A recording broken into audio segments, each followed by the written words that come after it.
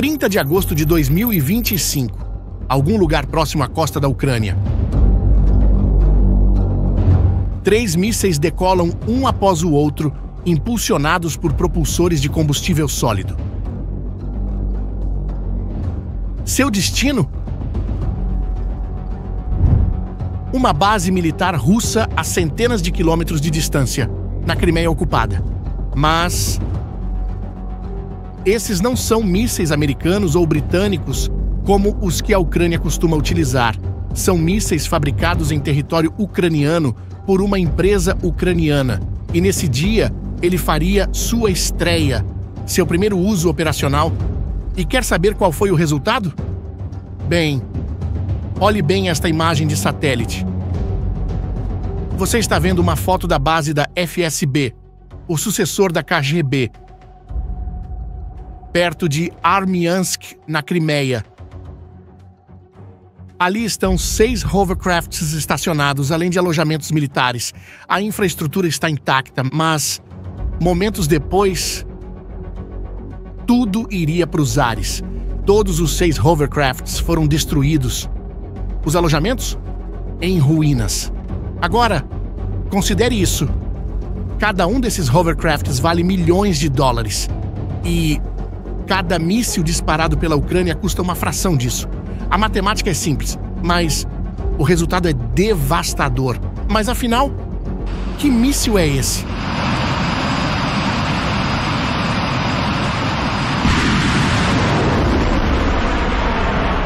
E por que ele se tornou uma grande dor de cabeça para Putin? Para entender isso, precisamos voltar algumas semanas no tempo. Mas, antes de continuar, deixa eu te fazer uma pergunta. Você utiliza a inteligência artificial? Olha, não dá para negar que elas aumentam muito nossa produtividade e facilitam nossa vida. Mas tem um problema. Cada uma dessas IAs faz uma coisa diferente. Uma é boa para escrever, outra para criar imagens, outra para programar. E no final das contas, você acaba gastando muito com várias assinaturas. Quantas você assina? Bom, eu consegui resolver isso com o Chat LLM. Essa plataforma me ajudou a economizar muito dinheiro todo mês. Com ela, você tem acesso a todas as principais IAs em um só lugar. O mais novo ChatGPT-5, Claude, Gemini, Grok. E o melhor de tudo, o Root LLM deles escolhe automaticamente a melhor IA para cada tarefa. Você consegue criar imagens, vídeos, analisar documentos e até construir sites e aplicativos completos do zero. E se você está cansado de conteúdos que parecem muito robóticos, o recurso Humanize faz seus textos soarem mais naturais e ainda ajuda a driblar detectores de IA. Com tudo isso, o preço é inacreditável. Apenas $10 por mês. Muito mais barato do que pagar uma assinatura do ChatGPT. Se quiser conhecer a plataforma, acesse chatllm.abacus.ai. O link está na descrição e no comentário fixado. Dá uma olhada e depois me conta o que achou. Durante meses, uma empresa ucraniana vinha desenvolvendo em segredo um míssil de cruzeiro de longo alcance, completamente projetado e fabricado em território ucraniano. E as especificações dele são impressionantes. Começando pelos seus incríveis 3.000 quilômetros de alcance, o que significa que um míssil lançado de Kiev, a capital ucraniana, pode atingir importantes cidades russas como Moscou e São Petersburgo, ou até mesmo refinarias no centro da Rússia. Para vocês terem uma ideia do que estou falando, isso é o dobro do alcance de um míssil Tomahawk americano e carrega o dobro da carga explosiva. O nome do projeto? Flamingo. E aqui está algo curioso sobre ele. Esse nome não é por acaso. Os primeiros protótipos saíram cor-de-rosa por causa de um erro na fábrica. O nome acabou pegando, mas espere até ver o que isso realmente significa para Putin. Imagine tentar dormir sabendo que, a qualquer momento, de qualquer lugar da Ucrânia, podem voar mísseis por 3.000 quilômetros para atingir alvos no coração da Rússia. O pesadelo acabou de começar para ele, mas o Flamingo é apenas parte de uma estratégia muito maior. Uma estratégia que está literalmente cegando as defesas russas. E isso nos leva ao segundo ponto, Lembra dos ataques que te mostrei antes na Crimeia? Esses ataques não são aleatórios. Existe um padrão, um método. A Ucrânia está executando o que os militares chamam de Operação SEED. Suprimir e destruir defesas aéreas inimigas. Funciona assim. Os russos têm sistemas de defesa antiaérea muito caros, como é o caso dos famosos S-400 e S-300. Cada bateria dessas vale dezenas de milhões de dólares. Mas estes sistemas têm um ponto fraco. Eles dependem de radares. Sem o radar, o sistema fica literalmente cego. Sabendo disso, a Ucrânia fez algo genial. Ao invés de tentar destruir os mísseis propriamente ditos, eles focam nos radares. E para fazer isso, eles usam drones baratos. E aqui, chegamos numa estatística brutal dessa guerra. Um drone de apenas $1.000 destrói um radar de milhões. Cada radar destruído cria o que os analistas chamam de buraco da fechadura. É como uma pequena abertura nas defesas russas. E é por esses buracos que mísseis como o Flamingo conseguem passar. Nos últimos dias, os ucranianos destruíram radares em Belbek, perto de Sevastopol. Destruíram sistemas de vigilância por toda a Crimeia. Atingiram um radar do sistema S-400, o mais moderno que a Rússia tem. E o resultado desses ataques está sendo devastador. A famosa defesa antiaérea russa está falhando completamente. A Crimeia, que era uma fortaleza impenetrável, agora está se tornando um alvo fácil. Mas tem mais, muito mais. Enquanto a Ucrânia demonstra essa sofisticação crescente, a Rússia está fazendo algo surpreendente. Está tendo que voltar para táticas antigas, táticas que já fracassaram antes.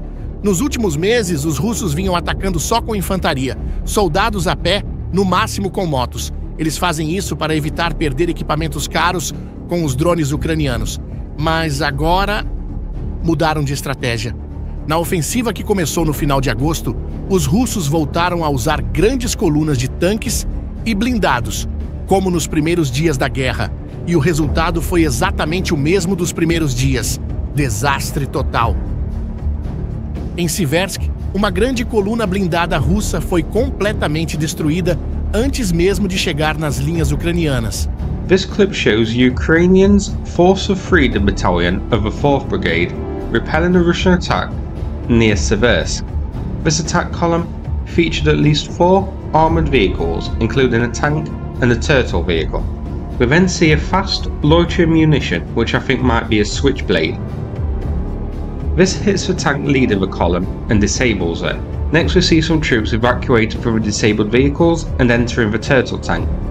There's a small cut of a video of a turtle tank takes a hit from what appears to be a very accurate artillery strike. Em Mala Tokmatka, 2 tanques T-72 e 4 blindados BMP foram perdidos numa única ação falhada.